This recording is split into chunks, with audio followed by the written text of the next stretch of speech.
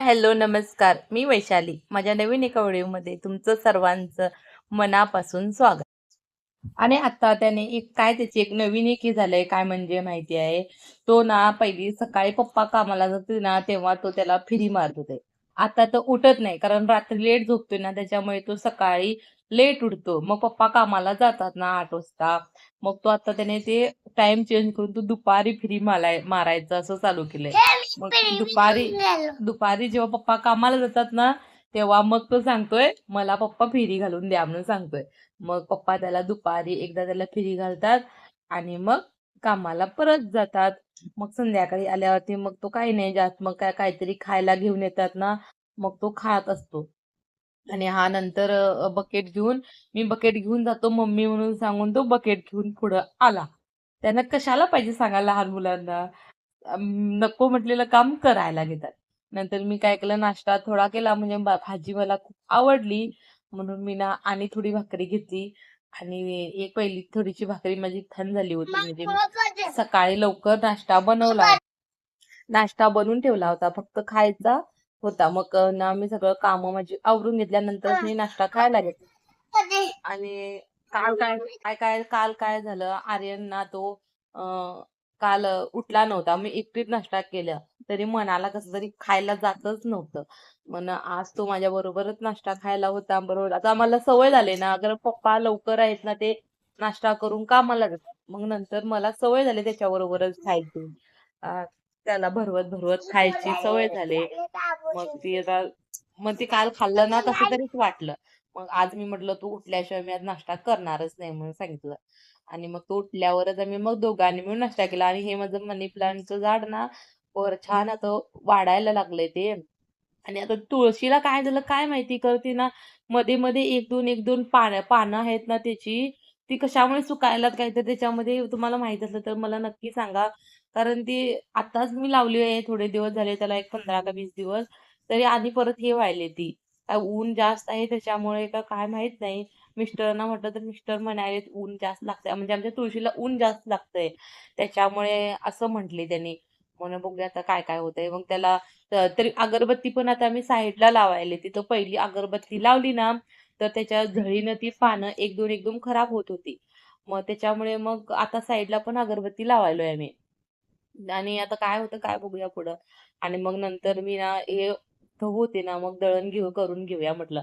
म्हणजे एक काम आहे आता इम्पोर्टंट तुम्हाला पुढच्या ब्लॉग्समध्ये बघायला मिळणार. खूप छान आहे ती गोष्ट पण आहे आणि आम्ही जाणार आहे तिकडं म्हणजे तुम्हाला आता थोडी हिंट कळालीच आहे. आता ते दळण वगैरे करून घेतलं मी. म्हणजे दळण करायला म्हणजे हा काय करतो, सगळे इकडं-तिकडं सगळं विस्कटून टाकतो गहू. म्हणून मी काय केलं आणि तो आपल्या खेळण्याबरोबर खेळत नाही, गाड्याबरोबर, सायकलबरोबर खेळत नाही. मी जिथं असते ना, तिथंच असतोय.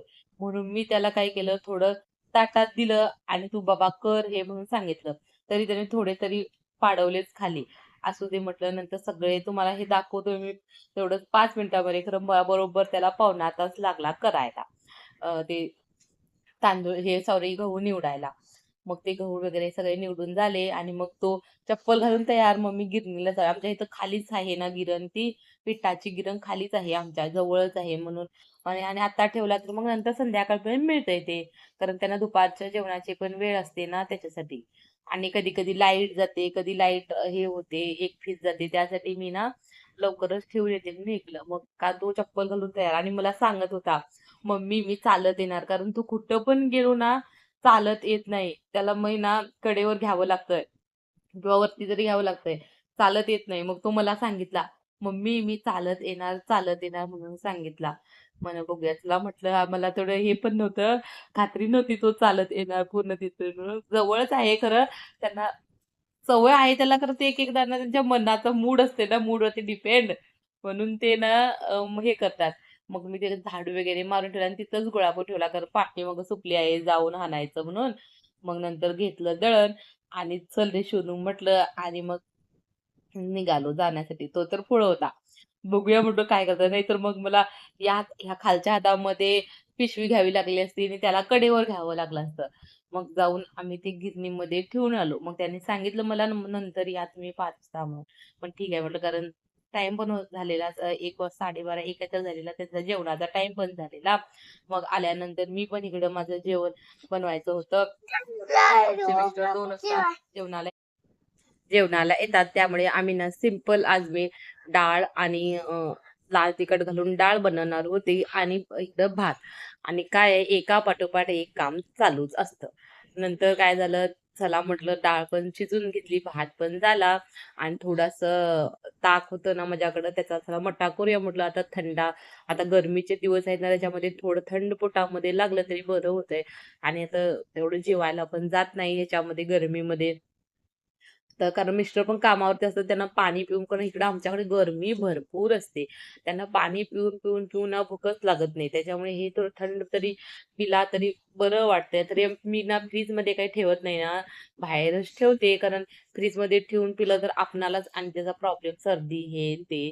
आता ह्या दिवसात तेवढं होत नाही, खरं कशाला रिस्क घ्यायचं म्हणून मी ना फ्रीजमध्ये ठेवत नाही. बाहेरच ठेवते. त्याला तडका देते छोटासा. एक दाखवला आहे मी तुम्हाला व्हिडिओ, तो नक्की जाऊन तुम्ही बघा. आणि नंतर ह्याला पण फोडणी दिली बघ आरूला साईडला.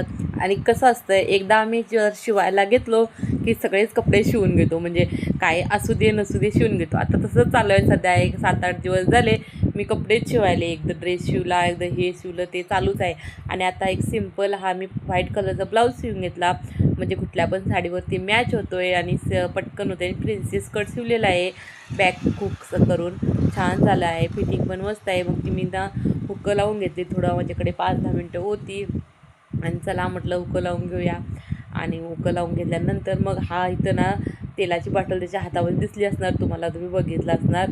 तो काय करत होता, माझ्या पायाला लावत होता, मी तुझ्या पायाला मी मालिश करतो म्हणून. चला भेटूया नेक्स्ट व्हिडिओमध्ये. Bye bye. आवडल्यास सबस्क्राईब करा.